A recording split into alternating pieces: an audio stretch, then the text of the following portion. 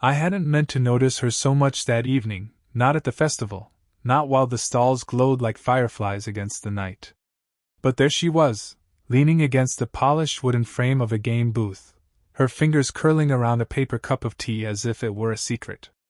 "Try your luck, or try me," she said, tilting her head, that small mischievous lift of an eyebrow that made my stomach flip before I even registered the words. I froze for a heartbeat, unsure if she'd meant it literally or just teasing the stranger who had just wandered into her orbit. And maybe that hesitation is what drew me further in, because it wasn't flirtation that felt raw.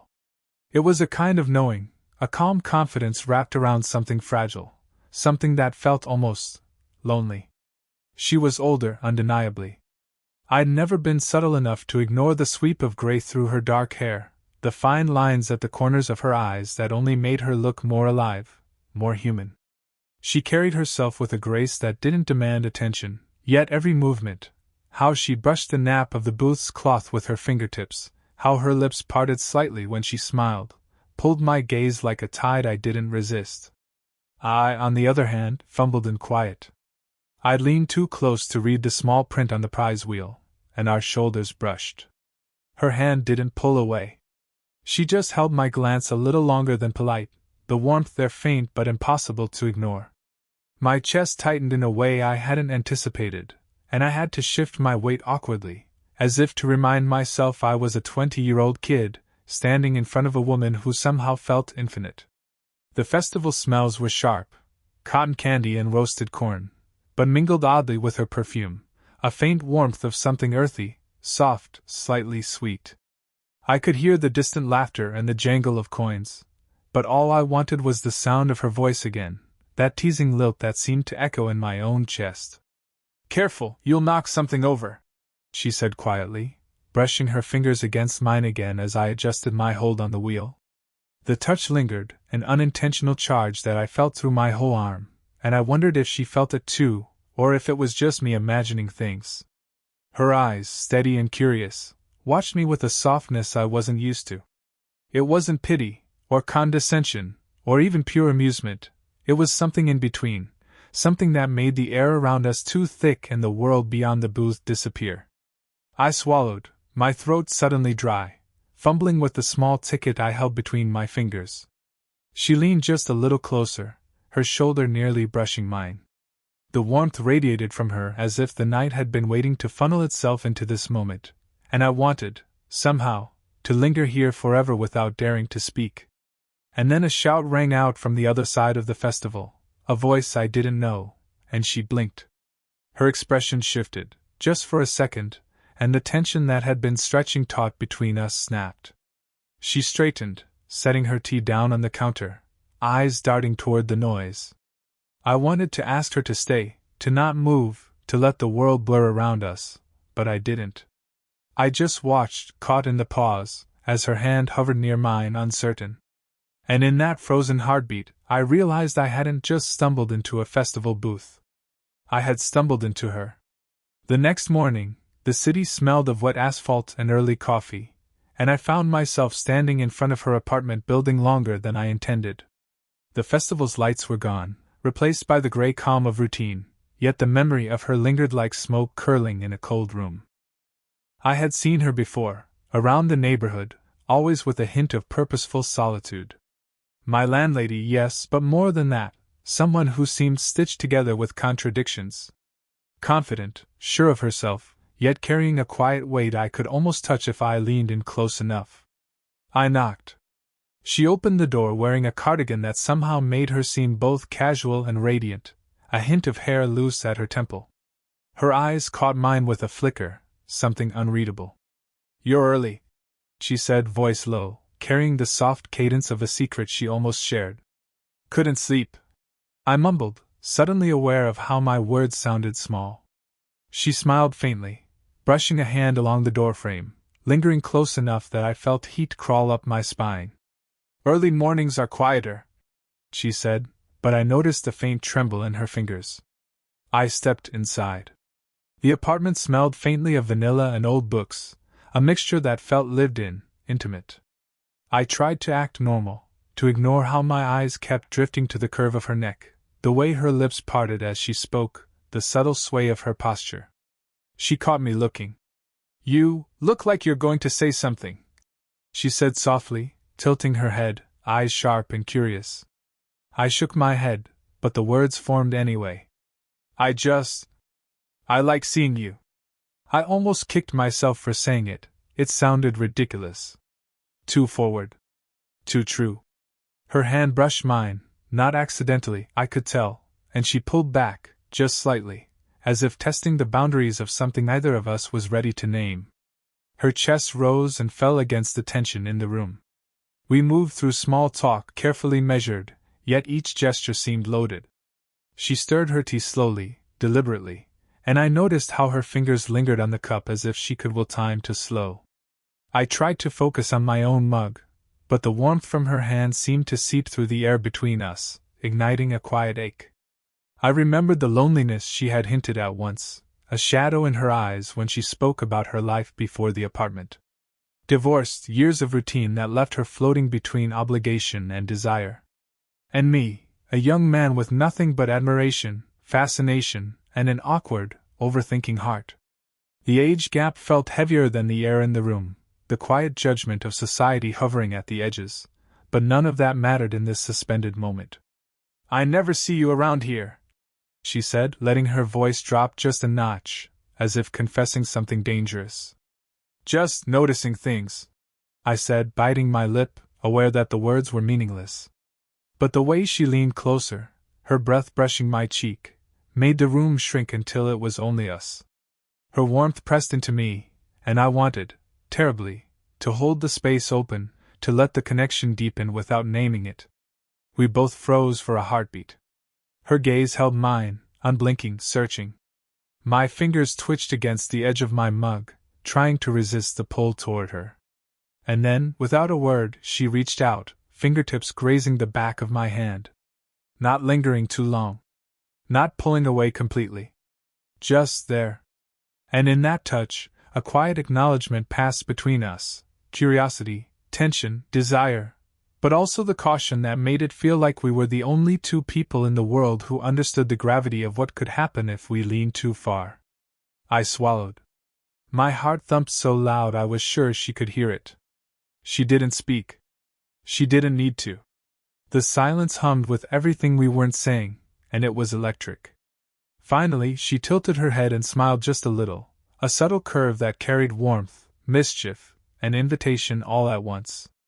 And I realized I would follow that small, impossible smile anywhere, even if it was a dangerous road we weren't meant to walk. I was kneeling on the floor, trying to adjust a flickering light in the corner of her living room, when she leaned over, closer than necessary, her hair brushing my temple. The scent of her, vanilla, faint musk, something uniquely hers, hit me in a way that made my fingers tremble. "You're going to knock it over," she murmured, her voice soft but teasing. My eyes flicked up at hers. They were calm, steady, but the corners betrayed something else, a glimmer of curiosity, something unsaid. I wanted to tell her to stop teasing me, to stop standing so close, but my lips stayed shut. My heartbeat drummed loud enough that I imagined she could hear it.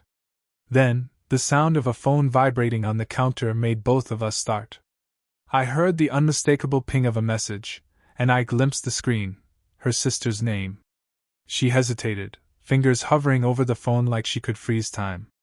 "Go ahead," I said quickly, trying to break the tension, though my throat was dry. She gave me a small, distracted smile, picking it up and letting it slip out of her hand almost as soon as she answered. The space between us, however, didn't shrink.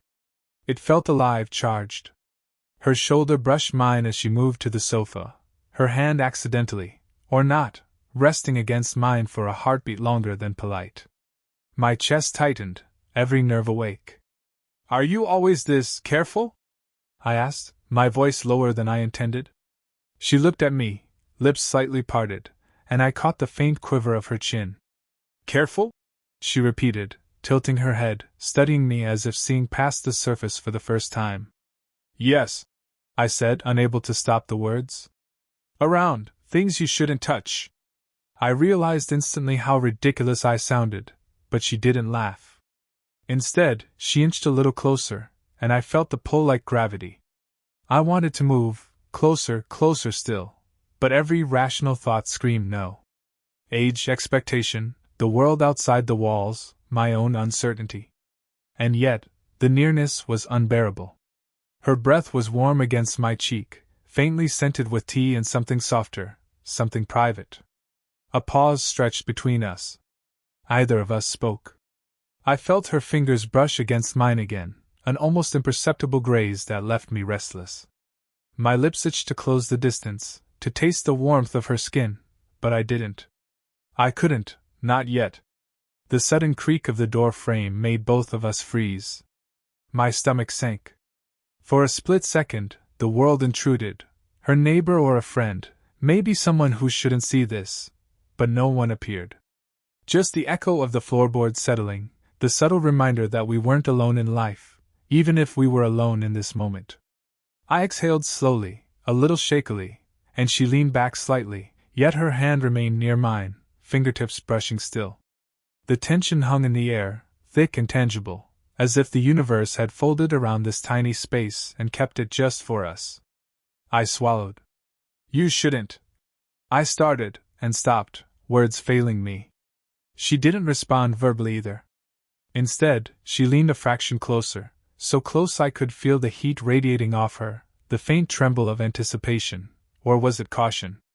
Our foreheads almost touched, and for a heartbeat, I thought the world had narrowed to this single, impossible inch between us. Then, without warning, the spell broke. Her phone buzzed again, a reminder of life outside our orbit. She pulled slightly back, but not fully. Our hands remained almost touching, our bodies still aware of the invisible thread drawing us together, and I realized, with a sharp, sinking thrill, that we had never been closer. Not physically, not emotionally.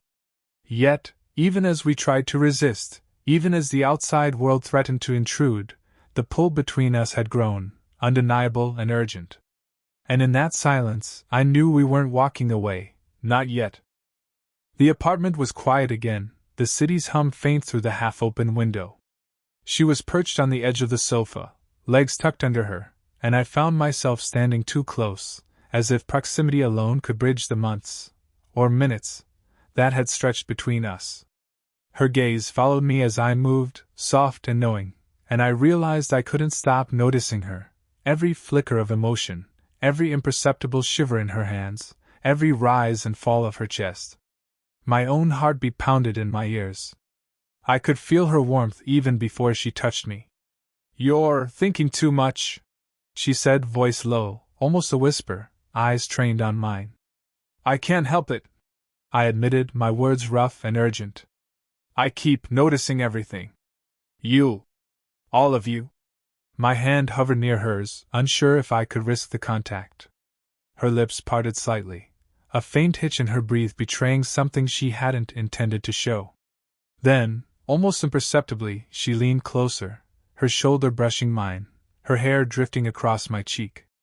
I caught the faint scent of jasmine in the strands and wanted to bury my face there, inhale her entirely, memorize the softness of her. "Why?" she murmured, her voice catching. "Why are you here? Why are you doing this to me?" "I don't know," I said, voice barely audible. "I just can't stay away." My words trembled as I spoke, and I noticed a flicker of vulnerability pass through her eyes, something I had never seen before. The confident, graceful woman I admired was suddenly human, raw, fragile. Her hand moved, slow, deliberate, brushing a strand of hair from her face. I froze, watching her fingers linger near her jawline, and then, without thinking, I reached out, letting my thumb sweep across the line of her cheek. She didn't pull back. Instead, she leaned just a little closer, and my chest tightened so hard I thought it might stop me from breathing. "I shouldn't," she started, voice shaking slightly, but I cut her off by dropping my lips an inch from her ear. "I don't care," I whispered. "I can't." My words hung there, barely audible, but heavy with everything I hadn't dared to say before: desire, longing, obsession, fear of losing this impossible closeness. Her body shivered against mine. I felt the soft press of her shoulder, the warmth radiating from her as if she were melting into me, and I wanted to close the distance, to taste, to hold, to cross every line we tried to respect. For a heartbeat, we stayed suspended, so close that even our breaths mingled, so vulnerable that the world outside didn't exist. Her eyelashes fluttered as if she were struggling against something invisible, some restraint she had kept all this time. She breathed, voice barely a whisper, eyes darting toward my lips, then back to my eyes. I shouldn't. And then, almost instinctively, our hands met, fingers entwined, palms pressing together, a silent, desperate confession neither of us could speak aloud. My chest heaved. Her breath tickled my neck. I wanted to move, to bridge the last inch between us, but hesitation lingered, cruel and tantalizing. The world had shrunk to her, to the press of our bodies, the warmth of her skin, the rapid rhythm of her pulse beneath my fingertips.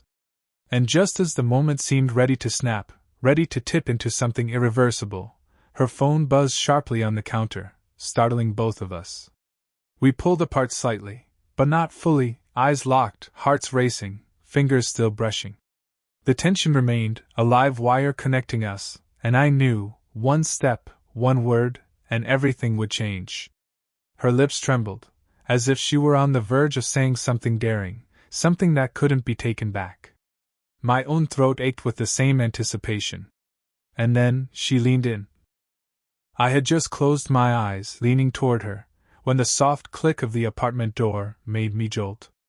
A shadow fell across the living room. I froze. She stiffened too, and for a split second, I saw her carefully measured composure crack. "Sorry," said a voice I didn't expect, her neighbor, holding a tray of pastries, eyes flicking between us. "I didn't mean to." She stepped back instinctively, brushing her hand along her skirt, as if the motion could erase our proximity. My own chest tightened. The warmth I'd been wrapped in just moments before now felt like it had been stripped away by the intruder's presence.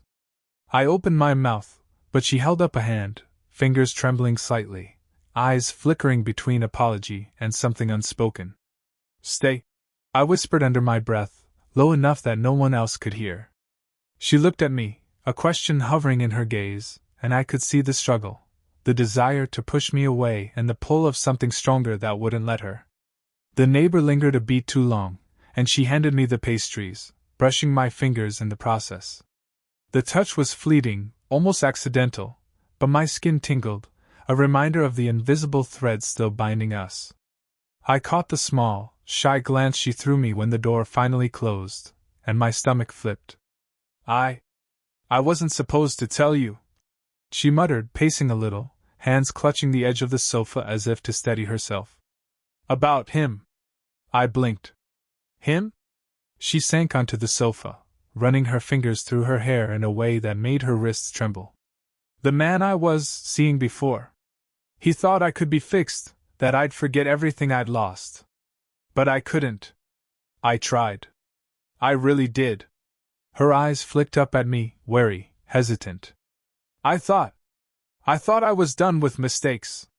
I knelt in front of her, careful not to crowd her, though the pull between us made every inch feel charged. Her hand brushed my knee, a grazing touch that shouldn't have mattered but did. My fingers twitched toward hers, almost instinctively, but I held back. "You're not a mistake," I said, voice low. "Not to me." My words hung between us, heavy with truth, raw and unpolished. She swallowed, lips trembling. I could see her pulse along her neck, rapid and urgent, betraying her internal war. Her hand moved again, brushing a strand of hair from her face, fingertips lingering near her cheek. She leaned just a fraction closer, so small a movement it could have been accidental, but I felt it in my chest like an electric shock. She started, but stopped. Her eyes widened slightly, scanning my face as if reading my intentions before I could act. You shouldn't feel that way about me. It's dangerous." I leaned forward, careful to respect her space, though the temptation to close the gap was nearly unbearable. "I don't care about dangerous," I whispered. "Not if it's with you." Her breath hitched, chest rising sharply, as if my words had pulled something loose inside her. She trembled slightly, hands gripping the sofa edge, body quivering with a mixture of fear and want. Every instinct screamed caution, yet every subtle movement drew us closer, her knee brushing mine, our shoulders almost touching. Then she exhaled sharply, a whisper, almost a confession. "I don't want to hurt you. I don't want to ruin this." "You won't," I said, steadying my own hands though they shook imperceptibly. "We'll figure it out. Together." For a heartbeat, she just stared at me, lips parted, fingers trembling as they hovered near mine. Then, slowly, she let them brush against mine. A tentative, electric connection that sent warmth spiraling up my arm, settling deep in my chest. The room was quiet, heavy with everything unsaid, the secrets that had just been revealed, the magnetic pull either of us could resist. And I knew, in that breathless moment, that the choice had already been made, even if we hadn't spoken it aloud. She leaned just a little closer, and I knew the inevitable was only an inch away. The apartment felt smaller than usual, or maybe it was just us, two bodies occupying the same space, the air between us taut, trembling. Her hand hovered near mine, fingers brushing lightly, the simplest contact loaded with months of hesitation and unspoken yearning. "I can't," she whispered, voice breaking, eyes darting away for just a moment, then back again, full of tension and fear. "You can't," I said, my own voice low, shaking with the pull I couldn't resist. "We've already been here, haven't we? In every glance, every touch. You can't pretend it doesn't exist." Her chest rose sharply, rapid breaths betraying the war inside her. Her hand finally rested against my arm, tentative, electric. I felt the heat of her skin through the thin fabric, the subtle tremor in her fingers. Every nerve in my body screamed forward, yet every thought warned me. This was reckless, taboo, terrifying. Her lips parted, and I leaned slightly closer, breath mingling. The scent of tea, of jasmine, of something uniquely hers filled me, drawing me into her orbit. I could see the micro-movements, her eyelashes fluttering, the way her lips quivered, the faint shiver running down her shoulder, as she leaned imperceptibly toward me. She began again, faltering, but this time I caught her gaze fully. It was raw, fragile, full of longing and fear intertwined. "I could hurt you. I've hurt before. And I'll risk it," I whispered back, my hand brushing hers, fingers intertwining finally, holding the small, perfect rebellion against hesitation. "I want this, us. I want you." She closed her eyes, a shiver running through her as if my words had unlocked something she had kept buried for too long. Slowly, carefully, she leaned her forehead against mine, breaths mingling, hearts pounding in synchrony. We weren't rushing. We weren't perfect. We were messy, human, aware of the consequences, yet refusing to step back. The silence stretched, dense with electricity, until I could feel the rhythm of her pulse beneath my palm. My hand traced the line of her jaw gently, brushing a stray strand of hair from her face, and she tilted her head slightly, giving the smallest permission. "I don't want to lose this," she breathed, voice trembling. "Then you won't," I said, barely audible, letting my thumb rest against the back of her hand. "We'll figure it out. Step by step." Her lips hovered near mine, a hair's breadth away, the anticipation unbearable, yet not rushed. Our foreheads rested together, breaths mingling, every muscle taut with desire, caution, and need. And in that precarious, suspended moment, clarity came. We understood each other. Every hesitation, every flicker of fear, every brush of skin had led us here. The age, the world outside, the past regrets, they were just shadows. What mattered was this, the connection we couldn't deny, the pull that neither logic nor caution could break. I tilted my head, searching her eyes, and she mirrored me instinctively, a quiet surrender passing between us. No words were needed. Every glance, every tremor of a fingertip, every shared breath spoke louder than any confession could. And then, finally, we leaned in, not with perfection, not with certainty, but with a messy, human surrender. The kiss didn't erase the world, didn't fix everything, but it solidified the truth we had both been circling. We were here. Together. fully aware, fully alive, fully present. And for the first time, we understood each other completely. The morning sunlight spilled through the window, soft and forgiving, casting a warm glow across the apartment. We sat together on the sofa, shoulders brushing, knees occasionally bumping, and for the first time in a long time, it felt like everything outside could wait. She leaned against me, head resting lightly on my shoulder, and I felt the gentle rise and fall of her chest. Her fingers threaded through mine, intertwining naturally, as if we had been doing this all along. No words were needed, each small touch, each quiet breath, spoke volumes about trust, desire, and the boundaries we had finally allowed ourselves to cross. "I was scared," she murmured, voice low, almost shy. "Of what people would think. Of messing this up." I kissed the top of her head gently, brushing a loose strand of hair from her face. "Me too," I admitted. "But I think we've proven we're not just desire. We fit, in our messy, impossible way." Her laugh was soft, a little shaky, but full of relief. She shifted closer, and I felt the warmth of her body pressing just enough to remind me she was real, alive, here. The age gap, the fear, the past mistakes, they seemed smaller somehow, softened by the intimacy of the moment, by the simple act of being present with each other. We talked quietly, sharing memories and small confessions, brushing past each other too closely, laughing when we nearly bumped knees, savoring the simple, electric closeness we had fought to reach. And even in the mundane, sipping lukewarm tea, watching the sun climb, the world felt suspended around us. At one point, she leaned up on her tiptoes, resting her forehead against mine. Our eyes met, lingering, unhurried. I felt the pull of 1,000 unspoken promises, the weight of everything that had led to this fragile, perfect moment. She smiled faintly, a mixture of mischief, warmth, and relief, and I realized I could stay here forever, just like this. "Promise me something," she said softly, fingers brushing against my jaw. "Anything," I whispered, heart still racing. "That we won't rush.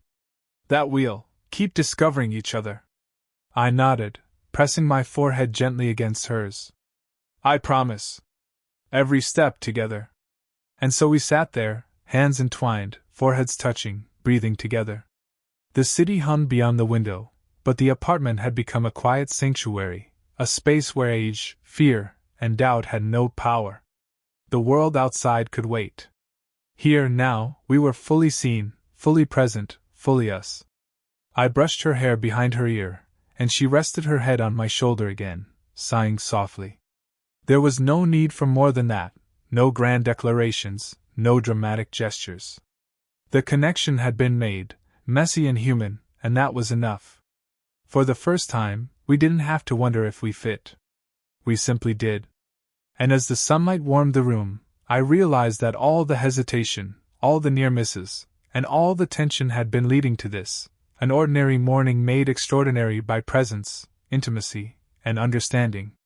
We stayed like that for hours, sometimes speaking, sometimes silent, but always together, letting the closeness speak louder than words ever could. And as the day settled, I leaned down, pressed a gentle kiss to her temple, and whispered, "I'm glad it's you." She smiled softly, squeezing my hand in reply, and I knew this was the start of everything we hadn't dared to name before.